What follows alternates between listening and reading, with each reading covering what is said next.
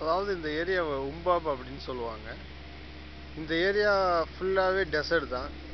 இதில் வந்து இந்த கத்தார் நேஷ்னல் சிமெண்ட் கம்பெனி அப்படின்னு சொல்லிட்டு இங்கே ஒரு சிமெண்ட் ஃபேக்ட்ரி இருக்குது. இந்த சிமெண்ட் ஃபேக்ட்ரிக்கான சப்ஸ்டேஷனை வந்து இப்போ நாங்கள் இங்கே கன்ஸ்ட்ரக்ட் பண்ணிகிட்ருக்கோம். அதாவது எங்கள் கம்பெனி யூனிக்கான அப்படின்னு சொல்கிறது. இதில் என்னுடைய பங்கு என்ன அப்படின்னு சொன்னால் டெஸ்டிங், அப்படியே என்னோடய பங்கு டெஸ்டிங் அண்ட் கமிஷனிங் எல்லாமே. இந்த சைட்டில் வேலை செய்கிறது வந்து ஒரு பெரிய விஷயம் என்ன அப்படின்னு சொன்னால், தட்பவெட்ப நிலைமை இங்கே வந்து ரொம்ப மோசமாக இருக்கும். கிளைமேட்டிக் கண்டிஷன் அப்படிங்கிறது வந்து இங்கே வந்து திடீர்னு காற்றடிக்கும், திடீர்னு குளிர் அதிகமாக இருக்கும்.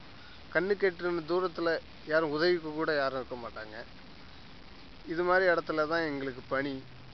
இந்த ப்ராஜெக்ட் முடிஞ்ச உடனே நாங்கள் அல்கோர் அப்படிங்கிற ப்ராஜெக்ட்டுக்கு ஷிஃப்ட் ஆகிடுவோம். இந்த ஃபோட்டோவில் பார்த்தீங்கன்னா உங்களுக்கு தெரியும், கண்ணுக்கு தெரிஞ்ச அளவில் மனிதர்களே இருக்க மாட்டாங்க. வெறும் பாலைவனமும் டிரான்ஸ்மிஷன் டவரும் தான் உங்களுக்கு தெரியும்.